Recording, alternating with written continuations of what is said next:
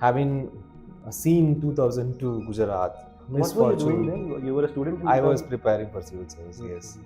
And having had the misfortune to see the same person come as the Prime Minister of this country, for a person like me, the background that we come from, it was a big thing for us, and we never imagined that we can enter parliament. First generation MP. First generation MP. Stop these shameful atrocities against minorities, Dalits and Adivasis. Jai Bhim, Jai Samvidhan. Given that you come from the background that you do, you're an Ambedkarite Dalit, that is where they say Tamil Nadu's contradiction is. We had a social movement in the 50s and 60s, which really, took us along to a large extent. The Justice Party. Yeah, the Justice Party and the self-respect movement by the by Tandai Periyar.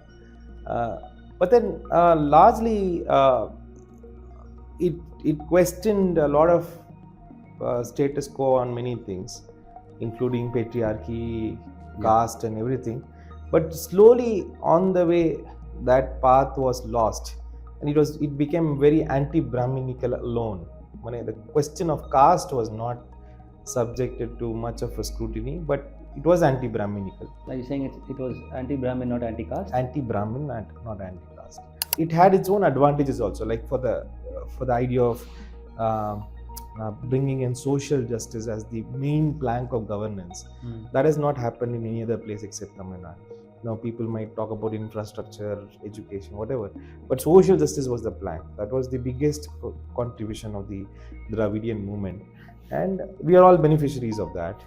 You take your oath and you do everything, and next thing we know, you go and say Jai Bhim over there. The one thing, the best part about the Congress that I know is that it is open for everything.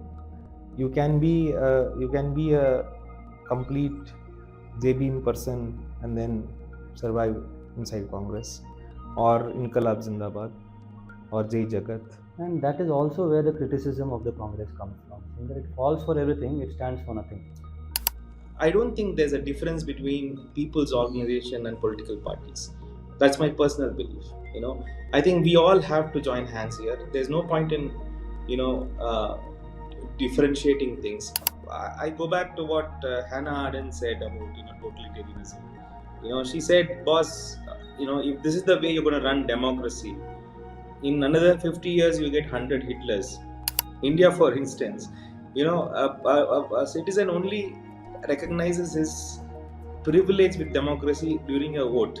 Right? Everybody comes to him, he's in the center of it. Other than that, after that is over, he can't even go and meet a local MLA, or he cannot even take a pipeline to his house. So democracy doesn't mean anything to them except that electoral period, right? Now, if this is the way democracy is run, why would people identify with democracy? Tell me now. There's a big identity-less crisis. The most influential ism in the country today appears to be Hindutva.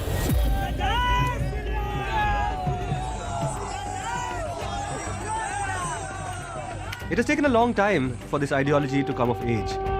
But what happened to the other ideological movements that began in the early 20th century? The RSS will turn 100 years old next year, but so will the Communist Party of India.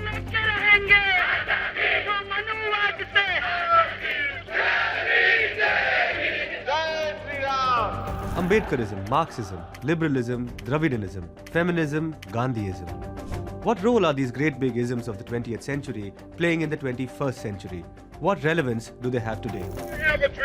I'm an atheist in the same way as I'm an a-leprechaun. Why have there been casteism existing in the country still today? Feminism, by definition, the belief that men and women should have equal So the rights. nature of the system is to be as mean and rotten as you can, to try to maximize profit.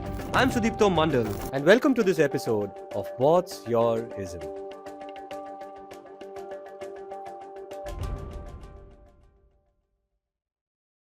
Hello and welcome to the next new episode of What's Your Ism? I am, of course, turned up in my best suit because today I'm meeting an MP. This is perhaps the first time we're meeting an MP in our show, and this is a man who was once a civil servant from Tamil Nadu, or rather hailing from Tamil Nadu, a civil servant in Karnataka, and today he's an MP. No, he is not Kannan Gopinathan or Annamalai. We have with us Mr. Sasikanth Senthil. Thank you so much, Hi, Senthil, Sudipto. for coming on the show. Yeah. And I did that deliberately to mention the other two bureaucrats, because there was this entire season in which a lot of civil servants gave up their service and went into politics. And there was, of course, R.S. Praveen Kumar as well. But here you are, and in Parliament you won. How did that happen, and why do you think it didn't happen in the other cases? Let's start with Annamalai. I think, we all resigned. Probably Kannan and me had a sync in why we resigned. But I think Annamalai and the others had different reasons. And I don't know the background in which Annamalai resigned, but when he resigned, the reason he told was that he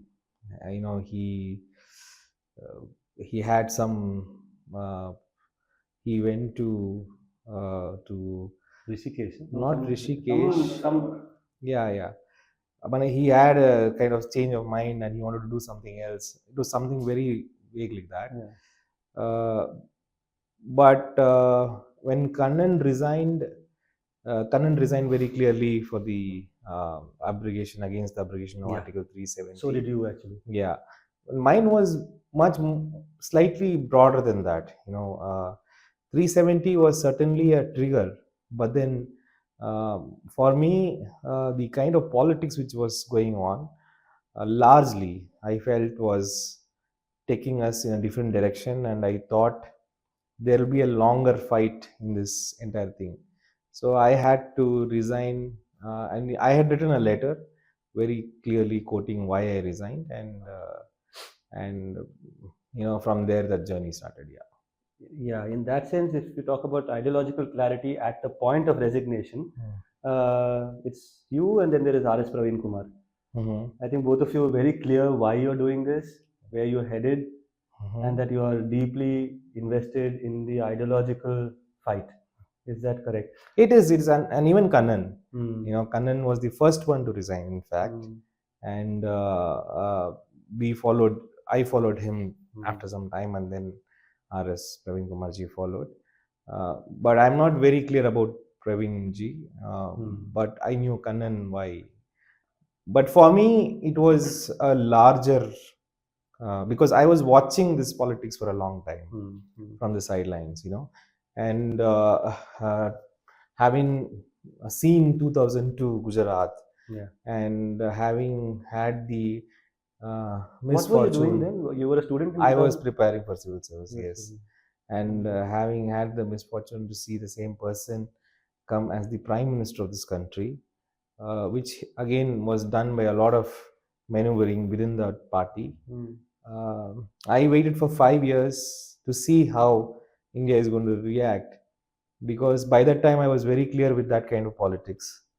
I had a confidence that that may not survive in a very pluralistic society. But in 2019, when they came back again with a larger vote share, that's when I thought, now the fight has to be on different levels. And I thought I should primarily engage in it. That's why I got out of the service. So this show, Senthil, as you might have guessed, it's called What's Your Ism? And we try to get to where a person's ideological motivations are, what is the core of your political self. But before that, it must have been very personally satisfying for you to see what happened to the BJP in Tamil Nadu in that case. And there are so many takeaways which are from your perspective, from where you stand, I suppose, from where we stand, which can be only described as thrilling. Why? Because the person who literally dominated headlines in Tamil Nadu for well over 2 years, creating one big news event after another, raising issues of very hardline Hindutva and those kind of things all over the press. He got so much attention, and Annamalai lost the elections, and it was feared at one point that he's opening up fresh ground in Tamil Nadu for that feral kind of politics. And then what happens is a person like you comes and wins with a margin which is larger than any other, even the other DMK candidates. DMK's heartland is Tamil Nadu, and you managed to pull this off. Do you want to quickly reflect on this particular thing? I mean, it must have given you a lot of pleasure, I'm sure, personally. Yeah, but for me, there was a larger fight going on. I was heading the campaign, the central campaign for the Congress. I have been working in that for the last 7 months, staying in Delhi and traveling to different parts of the country. No, wait a minute. You're saying that while you were a candidate in Tamil Nadu, you were also doing your war room stuff? Yeah. I was. Oh, you didn't give that up? No. Oh, I was under the assumption that now that you're contesting, somebody else must be handling. No. Okay. I didn't give up, and I didn't want to give up because that was my primary intention why I resigned my job and joined this. So I had put up a lot of systems. Sorry to cut you, but you sound like that A-type personality, no? That kid who's in the basketball team also, plus his first ranker also. Yeah. So you won with the largest margin in your own constituency while you went all over the country. So I'm not that A-type. I'll tell you how I won, right? Okay. So my fight was primarily there. That's where I had put my mind and heart in, and kind of worked for the last 6-7 months because we had a lot of work to do organizationally. I also on communication, narratives, and other things. Previously, I had worked back to back with Karnataka and Rajasthan, so that experience, gave me a lot of buoyancy to move towards the national campaign. So while I was doing that, I had a call that I might have to contest, and the party is willing to put me as a candidate. And I was absolutely thrilled because for a person like me, the background that we come from, it was a big thing for us, and we never imagined that we can enter parliament. First generation MP. First generation MP. Second generation educated, first generation MP, whatever. So then the question was, now I have a big responsibility here, but then I had a wonderful team with me, which I had already put up, and every one of them said that your election is in the first phase, just go and come. And then I left on the last day of nomination. I went and gave my nomination, and 19 days of campaign, and then 20th day I was back. So it was not me, who won the election by my own credentials. It was the people of Tamil Nadu and the organization and the people who worked for me on the ground. And your allies, the DMK? Yeah, that's what, my entire India bloc. This time when I went there, I could see that already there were, my campaign was almost like victory celebration. People were telling me, boss, you go back, you're winning. So I was like, already the people had made up their mind. There are many reasons. They were happy with they were very happy to oppose BJP. They were very happy to have a new candidate. Yeah. And my experience and credentials also matter in a society like ours. ex-IAS, collector, that kind of thing. And then before I go, how a person is also precedes. So all that put together, they were extremely happy, and they already have made up their mind that they're going to get me a victory. But then I thought, yes, I will win, but I didn't trust all those people who said 2 lakhs, 3 lakhs. And I said, okay, one vote also, it's victory. What is the margin again? My margin finally came up to 5,72,000. Right. So it was a very big margin. So that overwhelmingly shows across the party they have voted. No, it is not only the alliance which has voted, across the party they have voted. So I wouldn't say that I cracked this. I was just like a doll sitting there and then doing this. Yeah. In fact, you often mention, I remember in a couple of talks, and I think even this interview to Sabha, you talked about the x-axis, y-axis, which is the organizational and the ideological. Yeah. In the case of your constituency, I suppose the two things came together quite organically. Yeah. And what I felt was Tamil Nadu's core political understanding is solid, at least in my constituency and whatever I saw. And they were ready to listen to what I'm telling, what I'm going to promise them. So I had a very basic promise that, I told them very clearly that, see, I may not tell you that I'll solve all your problems, but in the next 5 years I'll be one amongst you. That's the promise I gave. And the moment I said that, they were all yes. Right. So my constituency itself is a very different constituency. There's a lot of working class people. They really very good natured, very wonderful people.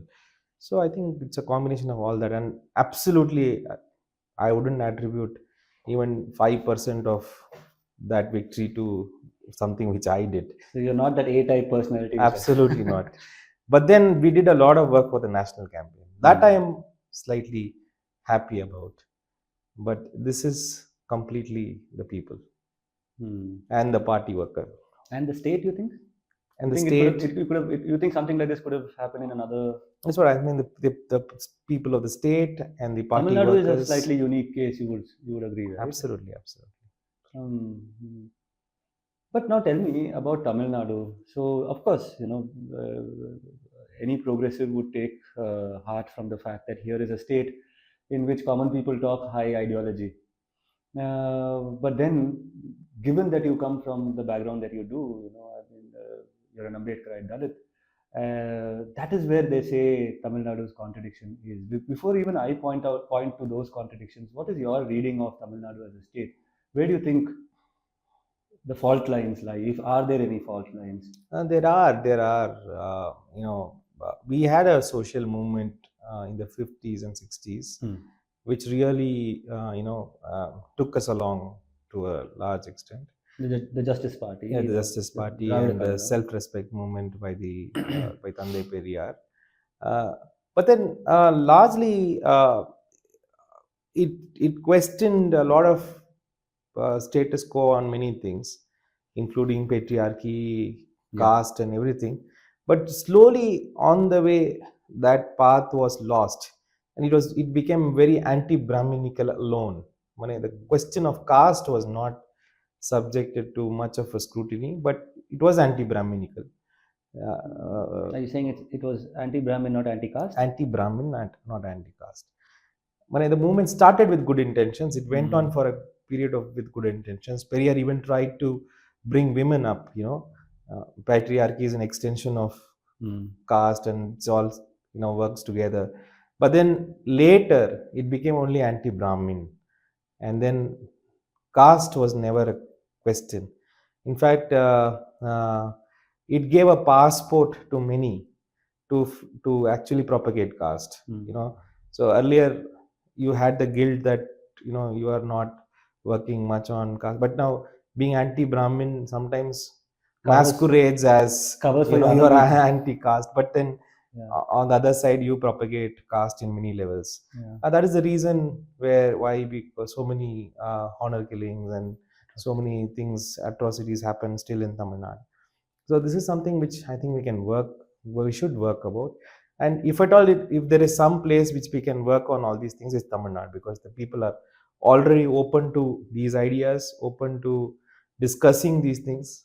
And I am absolutely confident if you give a kind of politics which makes them understand this, I think it will work. What you said was, a few sentences short of actually criticizing your principal ally in that state. Because when you say that Periyar's movement was derailed, you have, who are the legatees of Periyar in that sense? There is the Anna DMK or there is the DMK. Do you think that there have been, the AIDMK for now we can even paint them in that bracket of, okay, they are part of that universe which has no problem doing work with the BJP. The DMK. But see, Periyar's movement was much beyond all these things. Of course. It's much beyond parties. But if you ask today anybody, what is the Periyar's party? They're not going to say Dravida Kazhagam. they're going to say DMK, more likely. Or DMK people own that legacy and say... No, Periyar is owned by a lot of people. Of course they you do, know. yeah. Even people in Congress, Periyar in fact came from Congress. He was the PCC president for some time, right? So the way of I think, today if you go to Tamil Nadu, so somewhere this whole idea of questioning caste has not happened, even from the civil society. It has been completely anti-Brahmin, anti-Brahmin, anti-Brahmin, which I feel, can be a part of this whole thing, but then that's not the whole truth, right? If you are not able to understand this hierarchical structure and how caste even plays inside the minds of Dalits sometimes, you are never going to get out of this this whole mess. So somewhere I find that as a very big fault line.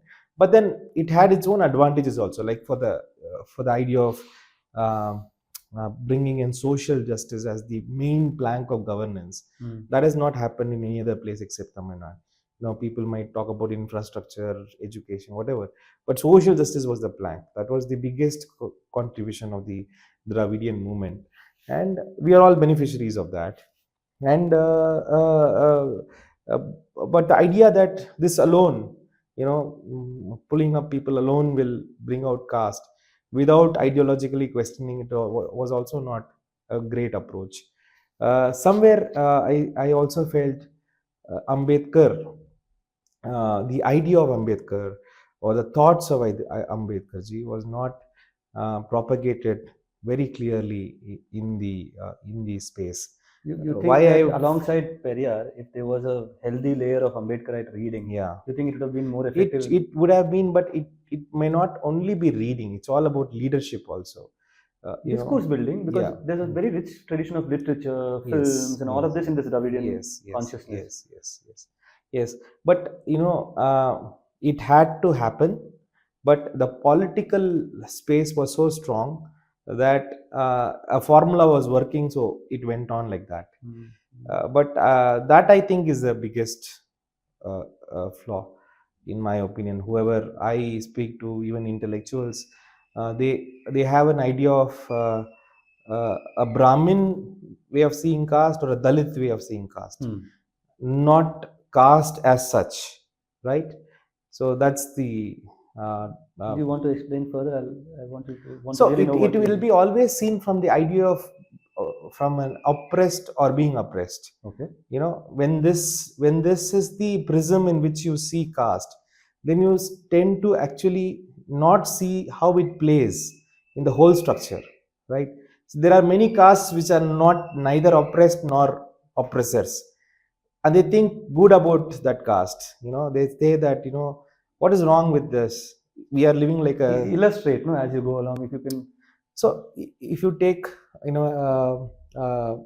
like take industrial or a trader caste, okay, right? So they are neither feeling oppressed or they oppress somebody, and they are extremely happy and proud about their caste. They don't see any reason why you are questioning me, because either I don't have that feeling nor I am doing anything to anybody. But this is the way in which we preserve our culture, which is the way we preserve our own methods. So what is wrong in it? This is the argument that they would give. But then we'll have to understand the caste system itself. The whole weight of the caste system will fall on the Dalits, right? But by propagating this idea of endogamy and propagating this idea of being inside one group, you tend to avoid seeing others. You tend to avoid sympathizing with others, empathizing with others. You tend not to see the whole structure. Right. So I think there we needed to talk about caste from a very, what it is actually, and then its relationship to patriarchy, its relationship to the idea of merit, and all that has to be spoken about. I will come back to this when we are talking more about your party. I was just trying to provoke you and see if you can say something about the DMK and if you make a slip somewhere, but you were very careful. No, in saying- see, but it's anyway. not about any party. It's about. See, again, I'm telling you, I don't see this fight as parties fights. Sure. It's between two mindsets, is what I feel in this country. There is a mindset which believes in hierarchy, which believes the society has to stay in this hierarchical way, and there is a mindset which believes in equity. Right, these two mindsets are there everywhere. It is there within bureaucrats, it's there within journalists, it's there within a party workers, within the same party. So it's the fight between these two things, and this fight has been happening in this country for a long time, not today. What did Buddha revolt against? Right, this fight has been going for a long time. Today it is manifesting as Congress, BJP, or whatever, but then the primary fight is between these two mindsets, and these mindsets are everywhere.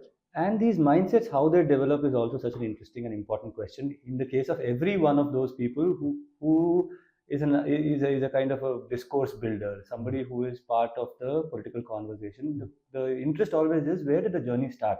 Yeah. And that's something I'm very curious about. In your case, you go away to do an engineering degree, which gives me the impression of a young boy who's very good in his studies, who's very focused, because generally the engineering kind of youngsters are not looking left or right or anything. They're just looking to crack that entrance exam.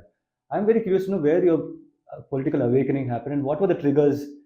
Do you consider yourself an Ambedkarite? I think you do, right? See, I don't consider myself as anything, to be very frank. Okay, tell me. I just want to have that freedom, but I love when I see something which is appealing. I am not a very mind-based person also. I do a lot of, introspection, idea about how I feel, how somebody might feel. Sometimes it might not be logical also, but then I get a lot of clarity from what feelings I go through.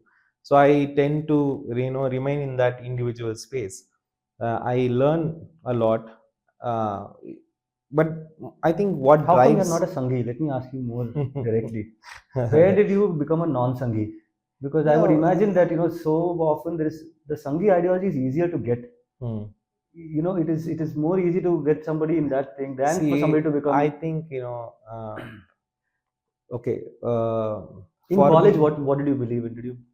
See, that's what I'm saying. Like, if you take where it comes from in me, I told you that we are the second generation educated in this thing, right? And you have a parent who is constantly reminding you of his background and how he came, and then constantly telling both of our siblings that one is for the country and one is for the house. I heard that, yeah. And then constantly telling that you have to look at the road that you came from, walk back on the road that you came from. So when these things are constantly... you are for the country. I'm sorry to interrupt you, but you are for the country could very well come from a Sanghi father also, no? No. So what was it that that's their way of saying that you are a social person. It's not that country in the context of some Sangh, but telling that you are beyond the family. This is not the only family that you have. Is a way of I remember when I was a kid, my father used to have one room kept for anybody who can come in, walk in, and stay and sleep and go for education or whatever. Our kitchen used to be continuously, in constant work. Anybody could come for eating or anything. My father never had that. This is happening in Tamil Nadu. Yeah. He always kept it like that so that anybody could come who doesn't have a house can come inside, stay there. Half of the time I didn't know who this person was, but then they stayed in my house. So I have seen that. Was he in any movement, anything? No, he was Union, not. nothing. No, nothing. Did he speak about some icons? No, nothing. No icons. Nothing. No. I read very less. That's my advantage. And why do you say that? I don't read much. I try to see things for myself in real life. I try to put myself in situation, and that's how my politics has come to me. But whenever I read whatever I read, and when I understand the essence of what it is, then I stop. From there, I build and see where it takes. So it was like this, that came from that experience with my father and my own finding of this world when I went into college to see what's this all about and how things are and how hierarchies have been built into the system and how people go through all this. And then I made my own political idea, and I always had a problem. I never went in the quest of the right things. I always went in the quest of if the of searching injustice, right? I never wanted to do a perfect world, but I could always spot injustice, and that's so easy to spot. I never found what was the right thing to do, but I always found what should not be done, and then try to stay with that and try to work in that And space. your earliest such convictions were in regard to which issues? So when I am a software engineer, Yeah. and then 1 month into the job, I realized this is not the work I want to do. I can't just work with non-living machines and stuff. Yeah. I took a call there, then jumped many professions to see whether I'm socially good. I found that is working for me. My first major touch came with when I worked with an NGO called Praxis on bonded laborers. So we worked on something called participative rural appraisal methodology of understanding bonded labor, and that's when my actual brush started. And I understood in bonded labor, obviously you would have encountered gender, caste. absolutely gender, caste, hierarchy, oppression, everything Yeah. together. So the idea of staying with people, in their pain, is something which is very that I think defines my politics. I don't try to see what is the best thing to do.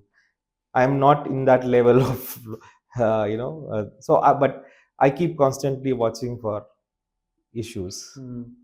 And that is how I actually saw you. I mean, I've heard obviously a lot about you. Both of us have been in the state for many years, but for some reason we haven't interacted that much. And I always heard you described as a person who has a sense of right and wrong, but is not ideological. I mean, right now in this conversation, Prajwal, my colleague, has come along for this interview. He's sitting over here because he was in Udupi, Mangalore when you were there. Yeah. And this is the thing he was talking about, saying that somebody who had a very keen sense of right and wrong, saying this is wrong, this mall is doing some illegality, I will, can at least facilitate the expose. I can give some information to some journalists and it can become a big issue and all that. So that's one thing, but not very ideological. Yeah. Yeah, and despite which you take your oath and you do everything, and next thing we know, you go and say Jai Bhim over there. For those of us watching, many eyes turn moist because that is not a slogan you hear in Parliament very often. And people who know about the slogan know that it's a very loaded slogan. It is something that has come after years and years of Now I remember when I went to Rohit Vemula when he passed away. I had gone to the campus. That is the first time in my career after so many years that I saw upper caste journalists, typically liberal kind of outlets which did not understand caste and did not give a damn about caste. Everybody had to turn up over there because thousands of students were protesting. Something has happened. And a very well-meaning liberal secular journalist came up to me and said, "Hey, why are they doing this? Are they right-wing?" I said, why do you ask me that? They're doing Jai Bhim, Jai Bhim. I said, yeah. No, but Bhim. Now that person thought it's some Chota Bhim or some Bhim or something. They didn't even know. Up until 2016, I'm talking about a national reporter, a very prominent reporter from that thing, didn't even know what Jai Bhim is until 2016. And today, I don't think there are many journalists who don't know what Jai Bhim means. And suddenly you see, there's a Sasikanth Senthil of all people, who you imagine is not very ideological, but is very focused on issues of secularism, inequality and all of that, going over there and suddenly raising this very ideologically loaded slogan. Yeah. Something has happened somewhere, right? What has happened? No, see, I also said that, you have to stop these shameful atrocities against minorities, Dalits and Adivasis. That can be said by anybody, by the way. That any liberal, any human can say that. You don't need to even be a leftist or a progressive. You just have to be human to say, boss, this has to stop. But this was very ideological.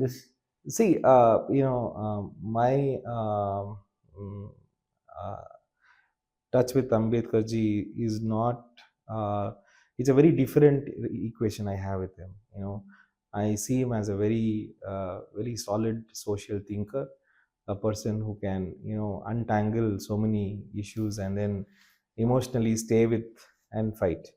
So for me, raising that slogan was important in many from many angles. Uh, so I exactly cannot put it in words, but there is so much of weight to it from many angles. நீங்க first அந்த ஸ்லோகனை வந்து எங்க கேட்டீங்க? Where did you first hear that slogan? J-beam is what we have been telling for a long time in many of my civil society colleagues, or even when I was in service in many places. So it's not a new thing for New us. thing for you. But it is definitely very loaded. Yeah.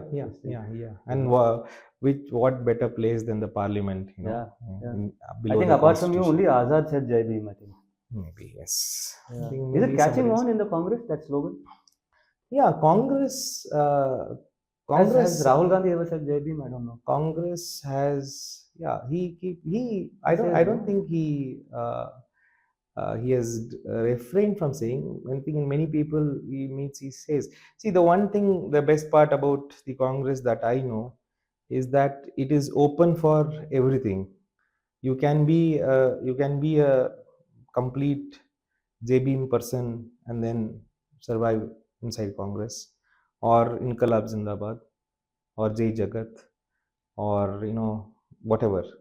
You can still stay inside. And that is also where the criticism of the Congress comes from, saying that it falls for everything, it stands for nothing. Sometimes incorporating everything might not be a bad idea. So I don't think my personal view is Congress in a way represents what this country is all about. And it is a microcosm of the country, the chaos, the start is everything. But then I don't think it's such a bad idea. It straddles such a wide area, right? On one side you have a Jai Bhim, on another side you have the leader of the opposition, Rahul Gandhi, doing Jai Shivji. So you have Jai Bhim, which is essentially, I mean, the way I understand it, it is essentially anti-Sanatani. And if Baba Sahib said that, I was born a Hindu, I'm not going to die a Hindu, and if we are saying Jai Bhim to him and all of that, we are essentially invoking that whole, we have not just Ambedkar, you have a whole lot of scholars, intellectuals who, Ayotitas in Tamil Nadu, in Kerala you have Ayankali, in now modern these things, in Andhra Telangana you have Kancha Ailaya. All of these people are talking about how they are not even Hindu. Yeah. And on the other hand, you have this invocation of a Shiva. Yeah. And how do you see that? So I don't see it. Initially I used to have a problem with that. Achha. But then I have understood that it is not a very bad thing to say, especially what you're connoting is very grounded. You're talking about Shiva, you're talking about Kali, you're talking about Durga, you're talking about all the tribal motifs, all the Muruga, for instance. They don't know I don't think they endorse the Vedic idea of caste and varna and stuff like that. They have been coaxed into it, but even actually, today for Shiva and Kali, in our village we do give a lot of things which are not accepted in the traditional alcohol, meat. Yeah. So but that's an identity. And I don't think it's very bad to run away from, very bad to stay with an identity. Of late, whenever I go to a village, when I see people showing of identities, as long as it is not casteist. All right, welcome back. As you can see, there was a slight disruption. The MP has been very busy since the results of the election. When we were having this interview last time in Bangalore, and there was an entire list of senior leaders of the Congress party who were waiting to meet. Mr. Senthil, and he had to run away, and we couldn't continue the interview.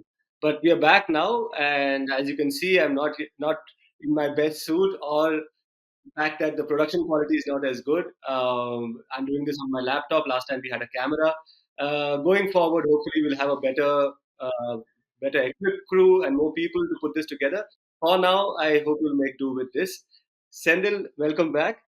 Um, I apologize, and I am the whole sole reason for this shift. And no, that you were doing your primary job. I mean, your job is to go out there and be. and good that I have also come on a T-shirt, so I can answer you in a much more informal way. Yeah, I'm also a little more relaxed. So yeah, in the first half, we were just setting the ground, setting the pace. Things were getting a little interesting when we were discussing ideology. And let's see where I can pick up from. So we were talking about the speech by Rahul Gandhi, and you said something very interesting. You said there's been a lot of criticism of the image of Shiva that was used, and you said that there are many types of Shiva. But then, since that discussion, I've been reading some other pieces that have appeared on the matter. Like there was a piece by Hatosh Singh Bal of the Caravan, and this very interesting and senior commentator called Ajaz Ashraf, who wrote, I think, in Midday. And they're talking about this attempt to create what is called a Hindu left, right? In terms of distinguishing it from the Hindu right, that there is something called the Hindu left. I would like you to respond to that term first, and then we'll cut deeper. How do you respond to that term, Hindu left? Like we had you previously. I asked this question: "What is your ism?" So I'm a big no believer in any ism, because see, these things are all very personal, very subjective, and very situational also. It changes with situation, it changes with people. So broadly, I see it in two categories. I only see it in two categories: whether you are this person who is with equity, or whether you are this person who believe you need hierarchy in life. It's like these two managers. One believes in that tight control over the office. One believes in a relationship based control in office. So that's the two categories which I think the world is, and that's the fight which has been going on for a long time, no matter what it is. That's how I see it. So the Hindu left, that term, I don't see there is, nobody can define it, nobody can know what it is. But if it is identity and the idea of empathy put together, and that's not a bad thing at all, in my opinion. It's not a bad thing at all. All that we have to do is, go away from these ideas of hierarchy. Sometimes within a religion there are set notions of hierarchy, like in the Hindu religion there is this idea of caste. If we are able to overcome that, then the identity doesn't have any problem, in my opinion. Right. No, it's interesting you say that about identity, but because I referred to Hartosh's piece, it was quite a hard-hitting piece. He talks about, he questions rather the existence, of this body of people. Does this body of people actually exist? When you talk about the Hindu left, he gives the example of the different mass movements which created a climate, which provided a discourse, which gave an agenda to the opposition to take on the BJP. And he gives several examples in that piece. He talks about the Bhima Koregaon agitation. He talks about the NRC-CAA, which was led primarily by Muslims. The Bhima Koregaon movement was led primarily by Dalits. Then you had the farmers' protests. It was led largely by Sikh farmers, and so on and so forth. You have different movements in the country which were looking for this, what you call as the progressive ground, the common ground among different diverse communities. That they can be brought together on these progressive agendas is what these movements were all about. And then he says, in all of this, where was the progressive Hindu? Right? By progressive Hindu, do you mean an upper caste person who has had a change of heart, Do you mean an intermediate caste person who is now part of the Congress of the anti-BJP fold? What exactly do you mean by that? Because if you look at how the Congress came to this position, it is because of these movements, which are very ideological in nature. So you're asking about what is that which changed with people? Not what is that will change, but when you say that there is a progressive group of Hindus, that they can be a good Hindu, bad Hindu, but there was no such Hindu formation identifying as Hindu as part of the different movements that we saw over the last 10 years. We saw movements of workers, we saw movements of farmers. That's not what I'm saying. What I'm trying to essentially say is now within the Bhima Koregaon movement, let's say X number of people participated and led it. I'm sure there is a considerable amount of Hindus inside that movement also, right? People who either worshipped or got the practices and they identified themselves as a Hindu, right? One cannot deny there was absolutely no Hindu in that Bhima Koregaon movement, or neither in NRCCA movement or uh, any other movement. Now, to when we say that you know that we are if we present ourselves as that we are against this identity, right, then I think we are actually restricting ourselves to a very limited group, and we are also antagonizing a huge identity which is accepted in this land for a long time. What we don't accept basically is about this oppressive hierarchical system called caste that comes or tags along with the Hindu system, right? And if you are able to overcome that, as Baba Sahib said, caste is just a notion. It's a notion. It's just something in your mind. It can just go out in a minute if you try, right? So if there are many people who have out of that notion, but still they identify with a belief system, a custom, or whatever it is. I don't think we should have a problem with that. I'm not calling them progressive Hindus or regressive Hindus. I'm just calling them thinking Hindus. That's all. Fair enough. Now, whether or not they were Hindus in the Bhima Koregaon movement or the NRCCA movement or the farmers movement, or there were several spontaneous agitations like the way we saw for the Agniveer scheme. There were different movements by unemployed youth. In none of this, whether they were good Hindus or not, there were barely any Congress leaders in that. In fact, the movements were organically born out of a certain pain, out of a certain disenfranchisement, some amount of disillusionment, whatever it might have been, the trigger.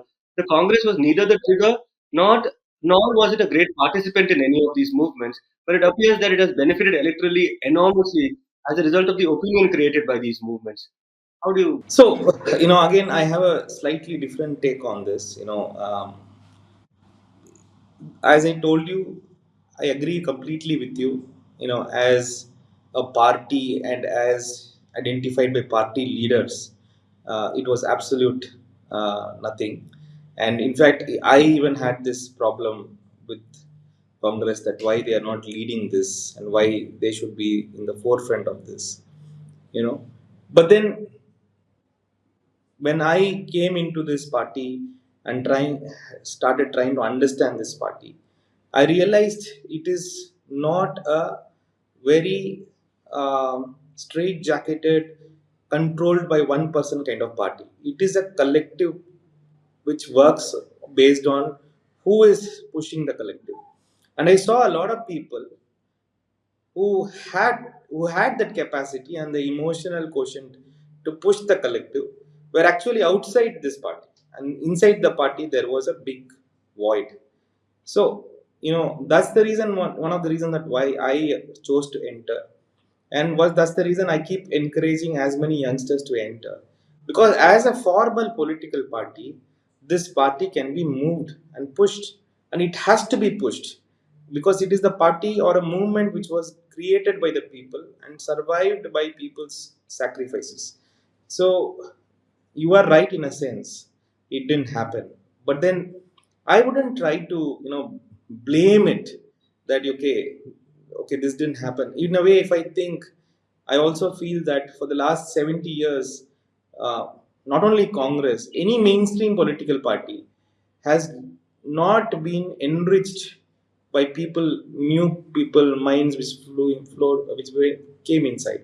Most of us try to stay away from mainstream politics because of whatever reason. We thought it was not good, dirty, violent, money oriented, whatever.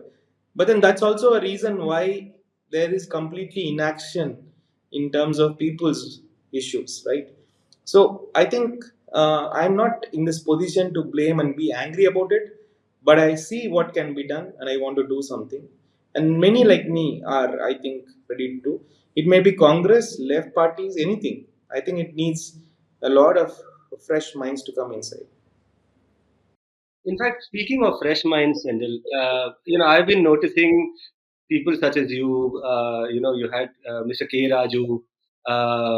There are, I would say, in the last 10 years, several very how do I put it? Ideologically very sharp people who are almost you can say radical, as part of this the backroom strategy making team. I found I've met your team. I mean, you're somebody who's identified as a leader, but I understand there are many verticals within your communications and strategy group, and I've met different people from that formation, and all of them appear to be very radical almost in terms of their anti-caste thinking, in terms of let's say gender, in terms of caste, of course, a lot of Dalits in this strategy making team. Uh, so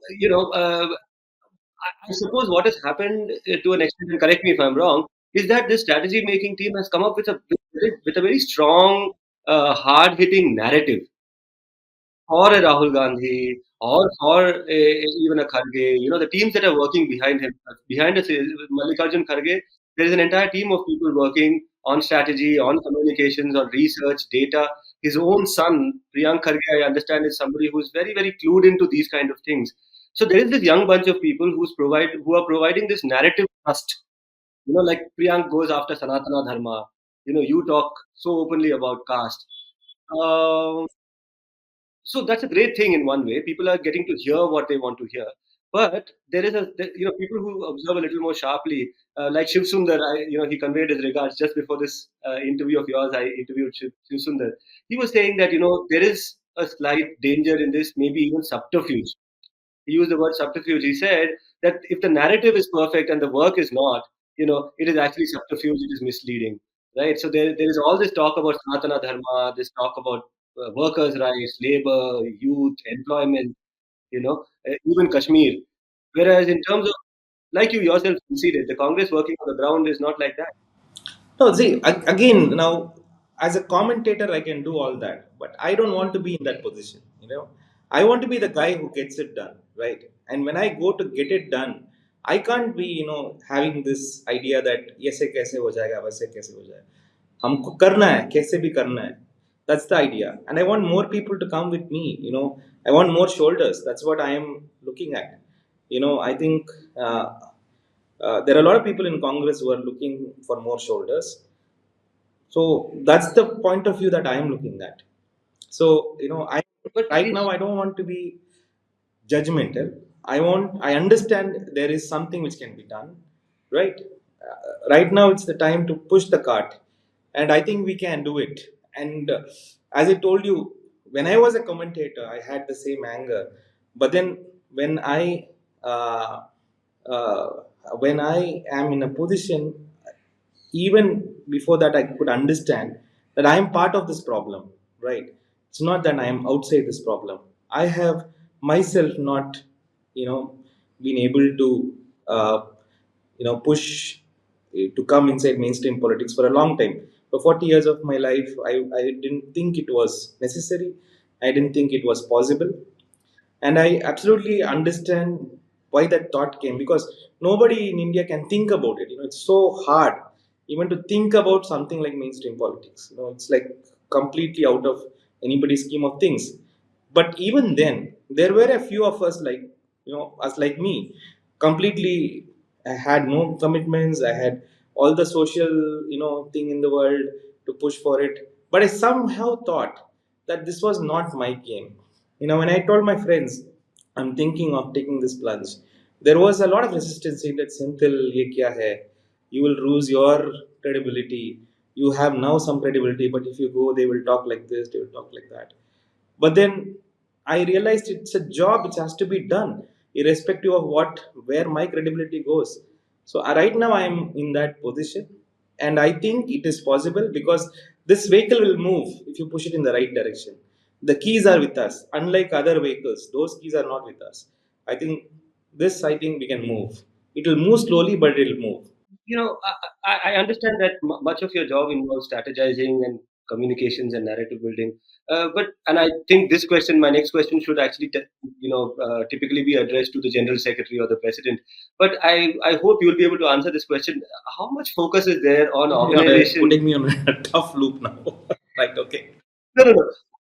I'm just wondering how much focus is there inside the Congress on building organizational or rebuilding organizational pillars.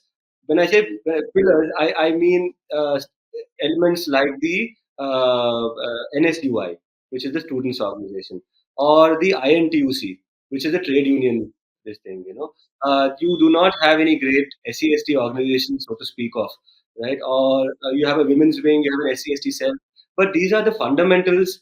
And in a sense, if you look at, if you compare the BJP, its mass organizations are really the ones who amplify its work, who are able to go and implement its agenda, whatever the divisive agenda might be. They're able to implement that agenda almost remotely through their mass organizations. How much of focus is there in the Congress to build mass organizations? So organization. Rather than if you'll allow me to say, please don't take it in the wrong way, rather than piggyback on mass organizations, is there any thought to build a mass organizations? I would, in fact, I would say that organization is absolutely important. Without organization, there's nothing. Like I said, there has to be narrative, there has to be an organization, and there has to be leadership. That's the three parts of the political system. And organization is something which we really have to work with. But then there are challenges, inherent challenges, because there are vested interests in organizational development, right? So it will require some more time to push for it.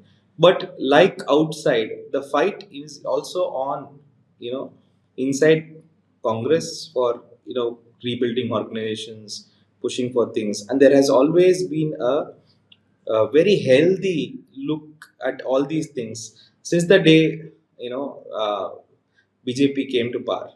I should say that. But at the same time, these organizations take a lot of time to build. Leaderships also have to be built parallelly.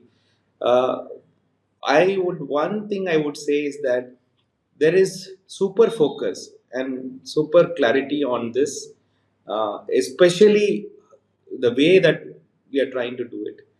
I'm not going into the details of it, but then the leadership right now is absolutely interested and looking forward to it. And also, I would tell you, I also have a feeling it may not take a long time because the cadre is there.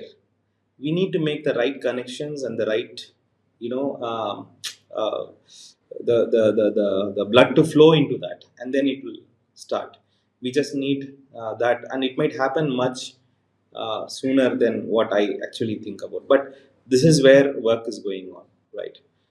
And coming to this fight against fascism as such, I think it is in that sense. I don't think there's a difference between people's organization and political parties.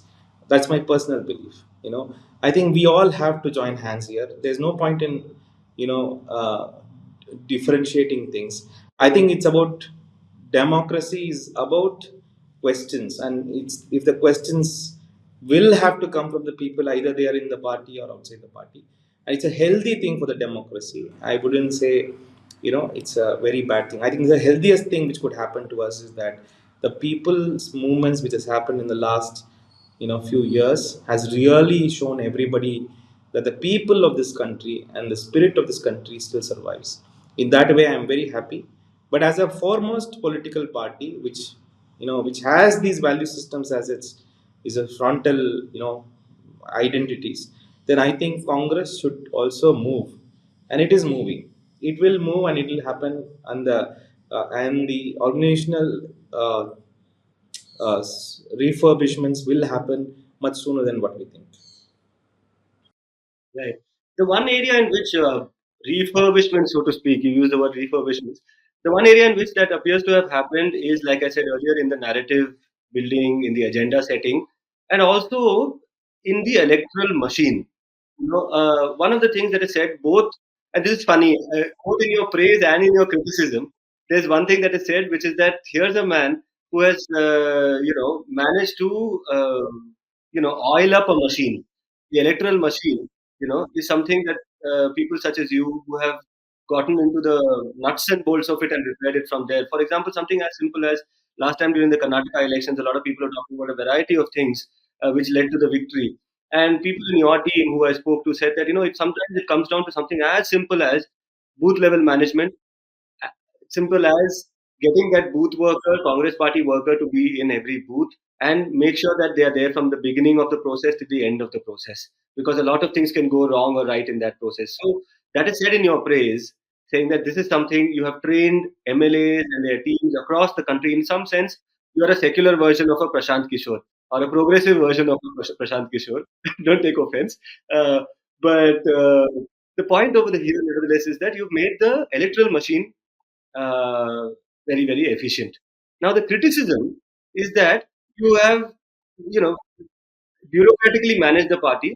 You have managed to repair the election machine. You have not managed to repair the party. And I suppose there is some merit in that. When you yourself say that there's so much work to be done in the middle of mass organizations. Would you agree with that? The praise and the criticism that comes with this thing of the electoral machine. Yeah. So you know, for the for the past 2-3 years since I've started working with this, I have not spoken much. And whatever is made out of what people perceive it to be. But let me tell you that I am not the guy who is responsible for anything. I am a part of the entire system. It might be a cliched thing to say, but it's a fact. I know from my heart. It is not me who teaches people, right? But I'll tell you where my advantage comes from. And You have created modules, right? You have created training modules. that's all okay, but political people don't get trained by modules. They get a spark and they move. But I'll tell you where I am. I am also politically very weak. Let me tell you very this man. I am not this political brain, and I'm certainly not Prashant Kishore to rejig, and I have no idea about what is what. But I'll tell you where my contribution is. I have deep love for the organization. This is something which I have developed for the last 2 years. For me, the cadre who is sitting in a village holding this Congress badge in his heart, for me, he is my love. I love the cadre. I love my organization. So that brings in a lot of energy. So all the models that I have built is all about connections. That's why I stopped calling it a war room and started calling it a connect center, because we started connecting to our people. Now, if that is organizational revival, I think yes, that level I have contributed and I'll continue contributing. But I am not certainly not the guy who gives them strategy and tries to find out who should join with whom, who should be poached, and all those things. I'm not the guy. But I am this organizational person because I have more than a sense of responsibility, a sense of love to the organization. So that is where my contribution comes, and whatever work I do reflects that, and that travels much faster than any training modules. That's how it works. Yeah. But you can't hide behind that now. You're a lawmaker, and this next period of 5 years, I hope, will give us a better idea of where your ideological leanings are. Because a lot of I'm hoping that there will be a lot of focus from your side on making interventions in Parliament. Uh, is a private member's bill somewhere on the horizon for you? What ways are you looking to participate in the Parliament? Tell me about that. Because here, you cannot hide behind an organizational man. No, You no, have no, no, to no. I'm like, be a no, man, right? I'm again trying to understand the ways and means of the parliament. Yeah, there are rules, regulations, and all those things we see in the paper, but how it functions is something which I'm very silently observing, right? But I am not me. I am this voice. I have gone through a particular system. I've gone through a particular group of people who I think I represent. Right, I represent all those voices. It's not just Tiruvallur that I represent. I represent every friend, every person that I emote with, and my voice will be up absolutely for that. Irrespective of the way I believe the Congress Party will give me that space to say what I have to say, and I'm sure I will be raising all these issues. It might be embarrassing sometimes, whatever it is, but that's how it is going to be. But in whatever way, be it questions or be it motions, I'm not going to flinch. I will be absolutely raising these questions in whatever way it is possible. And in raising these questions, I sometimes wonder if you will be brought in a way in conflict with people who are your allies. Because you're from Tamil Nadu, and good, you reminded me of that. Once again, because I don't know if you've noticed what has happened in the last week, 10 days in Tamil Nadu with the murder of Armstrong. You know, and one would imagine that somebody from Tamil Nadu will raise the issue in Parliament. And if you were to do that, there is only that much damage control you can do for your ally. Just before this, when we were warming up this interview, I asked you, where you were busy, and you said that you were busy with the Tamil Nadu government's midday meals, the school meals program, and you referred to them as we. We were busy with this thing. So that's how close you are to the DMK. But then there are these contradictions in the first half of the interview you spoke about. How do you address this, and how do you address this Tamil Nadu caste conundrum? See, of course, there will be issues, which will have to be dealt with. When I'm saying I am associated with something, I am saying it with complete understanding of what it is, right? And as I told, without BJP, this alliance also would not have been ideologically possible. Now, this alliance is now sitting in a very clear-cut ideological realm that we have to fight this majoritarian politics. Now, a government we can always fight, but we can't fight a government which is trying to peddle hatred inside societies, right? Then the societies will fight within themselves, and that's going to be collateral damage. Right now, our fight is over that, and I am very clear. This fight is absolutely important, and then there will be a time when we will fight corruption, we will fight everything else. But if we lose track of what this fight is, and I think we will be failing as representative leaders, whatever you call. So I am very focused there, and I am absolutely clear that I will have to drive that fight, and there will be compromises which we have to make because of whatever fight we have taken up. We are very clear about that. Our conscience is clear about that. We do have our our inner self talking to us. Yes, this should be spoken about, but then we'll have to wait. We'll have to see what it is. So I will take that blame and have to move forward because I am very clear that my fight is right now with this area, and I'm going to stick with it, and I'm going to get as many allies as possible, parties, non-parties, civil societies who I don't agree with or agree with, but we got to fight this. Whoever is going to fight this, yes. And coming to this idea of being close with some ideology, I am not close with any ideology except the ideology that I think is the Constitution of India. The party which I feel, which is in the front, is what I am associated with. But my love and my allegiance goes to the Constitution of India. Right. So it's interesting you mentioned that, but basically what you're pointing towards is that this is a time when there's a lot of need for pragmatism and to build these larger coalitions. Uh, while you speak of that, I understand that you take a lot of interest in international relations. And today in a globalized world, everything that happens here has an impact in Europe, in countries such as London, in the US, because the South Asian diaspora, the Indian diaspora is a very influential population in these countries, and vice versa, right? That what happens there has an impact over here. how do you read what happened in the UK elections and the French elections, right? Or what is happening for that matter in the US, where on one side you have the far right. You might have a Trump kind of character in the US, the far right in France. You have the conservatives in UK, and in response, what has emerged is what you speak of, some kind of a formation which is not the opposite of the far right, which is the far left, or let's say progressive. It has come up as some kind of a compromise formula. Do you see this as a global trend, as a transition out of the period of far right politics, No, interim no, period? not interim period, right? You see, I go back to what Hannah Arendt said about totalitarianism. She said, "Boss, if this is the way you're going to run democracy, in another 50 years you get 100 Hitlers, right?" So a democracy has become meaningless to people in the way we are running it as political parties and political systems, right?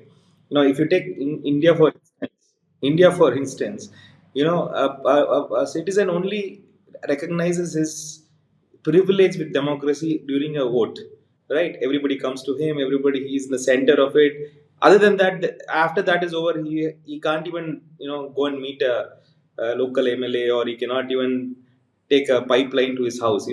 So democracy doesn't mean anything to them except that electoral period, right? Now, if this is the way democracy is run, why would people identify with democracy? Tell me. Now, there's a big identity-less crisis, which Hannah really pointed. She called it the identity-less mass. Now, they'll become identity-less, and then comes a Pied Piper who will come and give a new identity, and they'll all go behind him, right? So the perfect antidote to this right wing idea is to have a democracy in which people identify themselves with. People celebrate that concept because they're getting something out of it. Right now, for the last 50 years, 60 years, this has not happened due to many reasons, to the capitalist society, to the way governments have power concentration, everything. Now, this is going to be a fight between right wing and left wing, for right wing and whatever what we call as left or democratic system or secular system. This fight is going to go on for the next couple of years until the democratic systems prove that they are worthy enough for people to follow, right? That includes a lot of narrative setting, that includes a lot of celebration of democracy. Like today we are celebrating the constitution. Now, how did this come up and why this was not done in the last 50 years? It was only the Dalits who carried the constitution in their hand, talking about Baba Sahib Ambedkar. Nobody else talked. Now everybody is trying to talk. Not everybody, yeah, huge chunk. So these are the kind of celebrations that we had to do to show people what you get out of democracy, and not only show, but then demonstrate that caliber of politicians. Everybody, everything has to be there. So I think it will take some time for the democratic principles to come back, or maybe a new, a world view of many things. But I would say, until the democratic forces demonstrate, like say Congress coming back to power, after we come back to power, if we don't demonstrate what people have got through democracy, we don't celebrate it, then again there's no attachment which is going to come out of it. So I feel it's absolutely, coming to power is only not the important thing, but coming to power with the right people and the right agenda and the right work plan is absolutely important. So I think in this manner, if the party is working towards it, I think that is a great thing to do. We are training ourselves, we are building our organizations, we're getting our ideologies right, we're getting the right leaders in. I think we will be able to, if at all, whenever we come back to power, we'll be able to deliver. Okay, talking about the larger, the UK and France, that's the same thing which is going to happen. It's going to be crisscross. Take US. Yes, last tenure we thought Trump is out. Now he's back. Now, so this is going to happen for some time until the democratic forces show why they should be there and celebrate the identity of what becomes a democracy. Yeah, and I like the way you ended when you said it is up to democratic forces to show what they can do with democracy, show what they can do when they do come to power, right? And that is where I suppose some of the activists or the movements and the grassroots activists, that's where their fear comes from, saying, here we are, we campaigned, we put boots on the ground, and Biden won. And then look at what Biden does in the case of Palestine, right? Or we look at UK, we see the defeat of these right wing forces, but who emerges? Somebody like a Starmer. A Starmer is supposed to be a conservative who said things like, "We'll send back immigrants in aeroplanes to Bangladesh." you know and there's another interesting element, and I want you to dwell upon this, which is common between what happened in UK and what happened in India in the elections, which is the taking for granted of the Muslim vote. Right now, in the in the UK elections also, the Muslim vote was supposedly taken for granted, saying that this is anyway coming. We have to get that extra cream on top, that froth on top, which is the conservative who is anti-incumbent. The conservative who now is a little fed up with the earlier option, is looking for something new.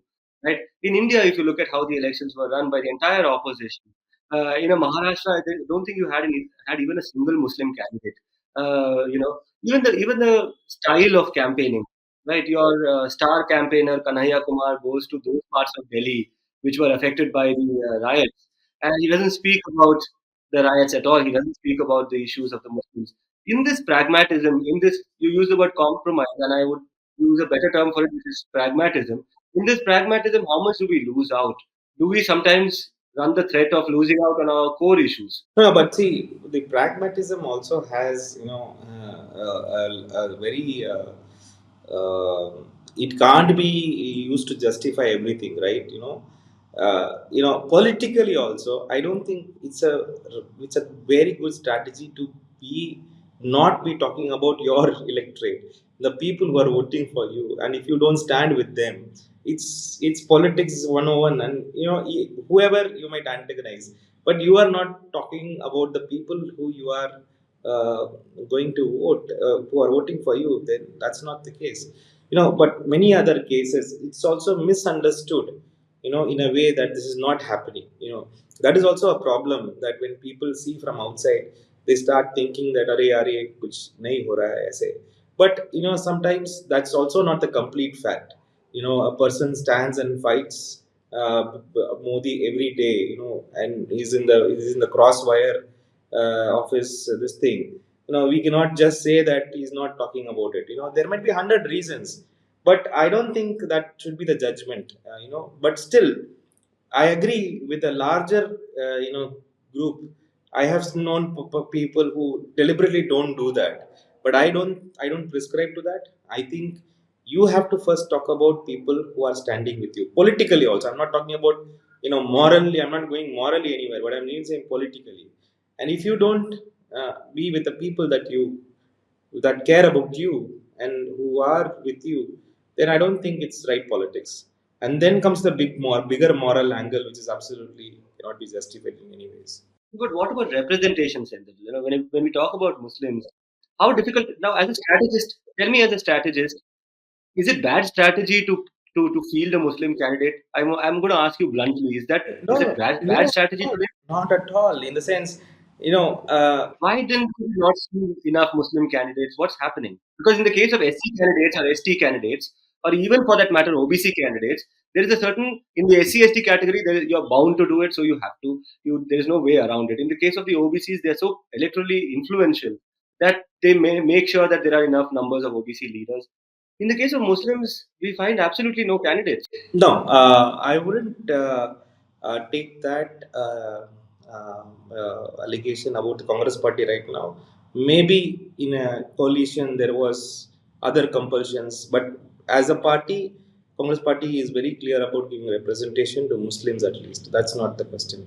I can give you the numbers and how many of them won and other things. But I agree, there is a problem.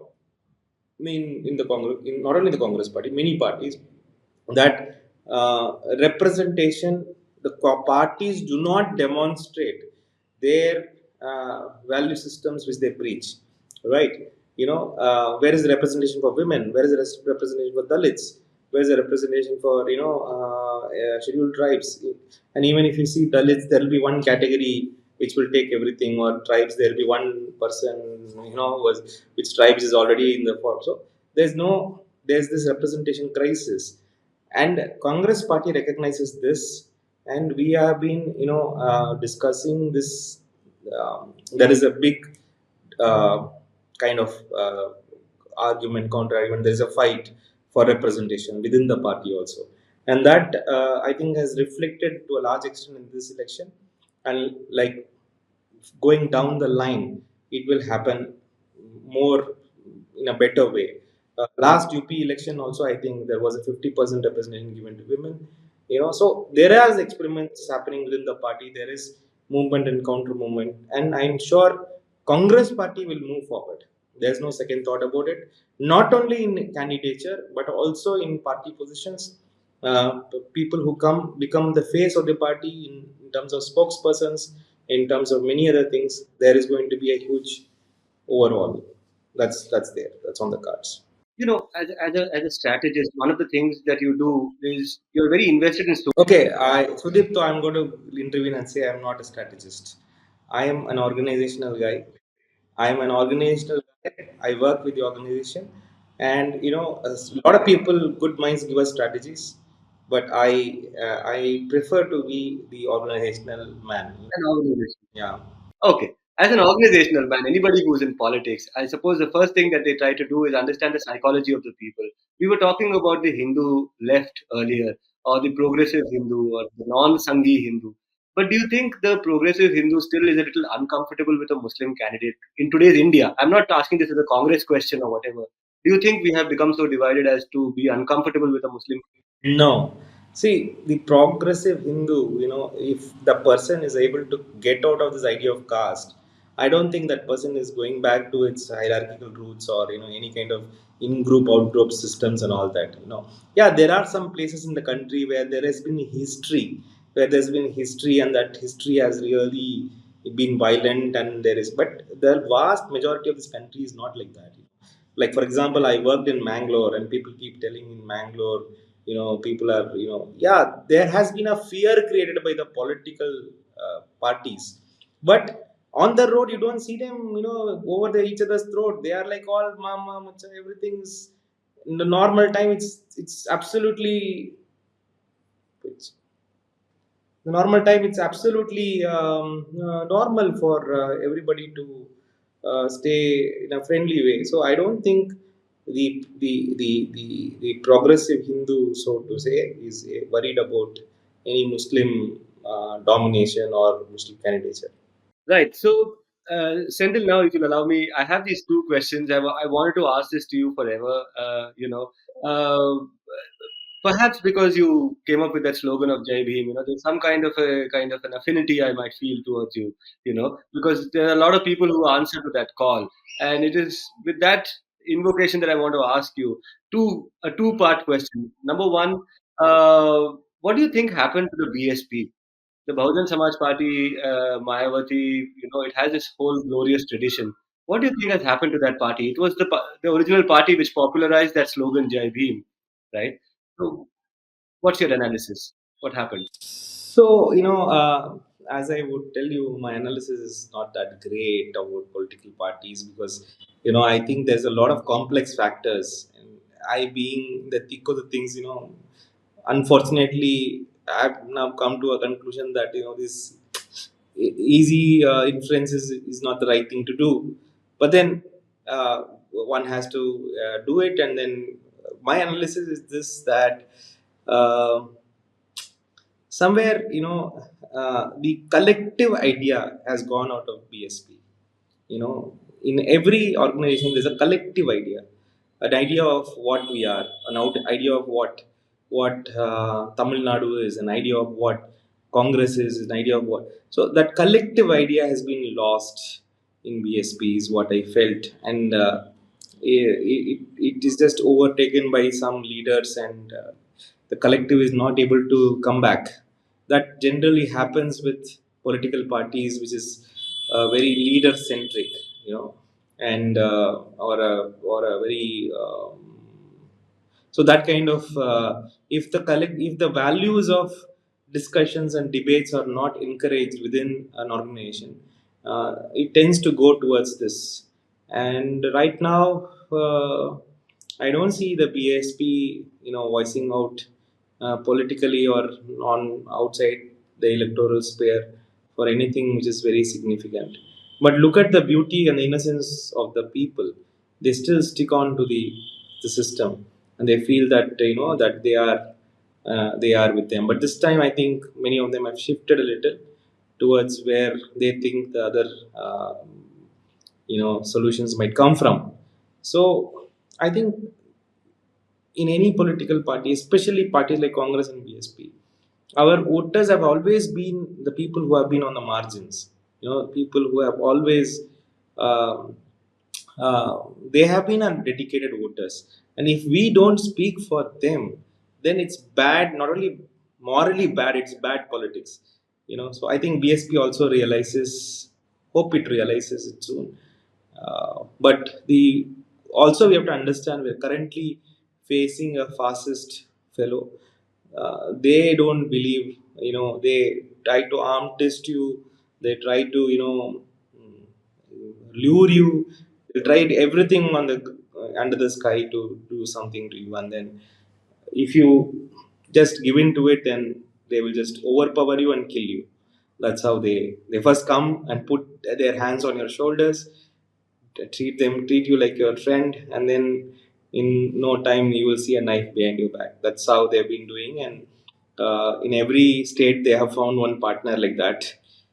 And I don't think BSP realize. I hope it realizes such a great party and such a great you know movement, that it realizes and brings back that collective voice. Right. This realization you speak of, was there some kind of realization you think within the party which kind of led it to elect, not select, elect a leader like Mallikarjun Kharge as the president? How much? So that was my part two of the question, really. On one side, we there is this very casteist kind of commentary around Mr. Kharge, that he is some kind of a token, that he's somebody who's a placeholder and things like that. But I've heard from a lot of Congress people that there has been a shift in culture ever since he took over, right? And when we talk about that slogan, Jai Bhim, right? Now that Jai Bhim element in the Congress is largely a contribution of Mr. Kharge, is what I've heard. How much of that is true, and what do you make of it? Kharge ji is larger than life. He's a huge Congress person. So, calling him a token is like is always people have this idea about some organizations without knowing it well, right? That happens to every organization. See, every left organization is seen as something very radical, very very violent and stuff. See, all these perceptions are there inside Congress, outside Congress. Also, this perception of being controlled by some people. No, that's not the case. That's what I have found out myself, that when I went inside, there's nobody is in control. It's a collective thing. It's like who pushes it well gets it. So Karkeji was a collective call.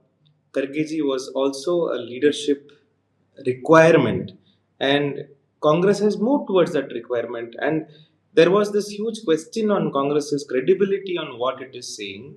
And what better way than with the senior most leader? Even before becoming Congress president, he was the leader of opposition. So on the floor. So Karkeji, if you hear his history, where he comes from, he can never be a token. He is full of life. He is a person who can move the organization like this. In fact, in this election, the X factor was Karkeji. He was there day in and day out, doing 3 meetings, 4 meetings with us, with Rahul ji and Priyanka ji leading from other fronts. So absolutely thrilled to have him as the Congress president. And he's a very witty and a humorous person also. He can move and he can just have fun and push the organization. So absolute pleasure to work under him as the Congress president. And it's very refreshing, and also at the same time it's very bad, very also very not nice when people tell that he is just a token. No, that's not the case. Within the party, he is a great stalwart, and everybody listens to him. Everybody, has 5% of what his political knowledge is. So he's a great influence and a leadership to the party. Yeah, and I hope that we will have him also on this show, because recently, just before the elections, I had done a piece, a long profile of his, in which I spoke to a variety of people about his career. He came across as a really interesting person. Hopefully, we'll have him on this show as well. But Sendil, I wish we had more time to talk to you and discuss things in more depth. But this is a lot of time that you've spared with us. I understand there are a lot of people waiting outside as we speak who've come to meet you from remote parts of the country, and that goes with the job of being an MP, I'm guessing. But this time, this 1 hour that you've given us is very valuable. Thank you so much. And I suppose when you have spent a little bit of time in Parliament, I'm going to ask you a few, maybe a more tough line of questioning, perhaps. But for now, good luck with your new stint as an MP. Thank you so much for being on What's Your Name. Thank you for the show, I should say, and also, express my gratitude for for this wonderful 1 hour of very insightful, very sharp questions.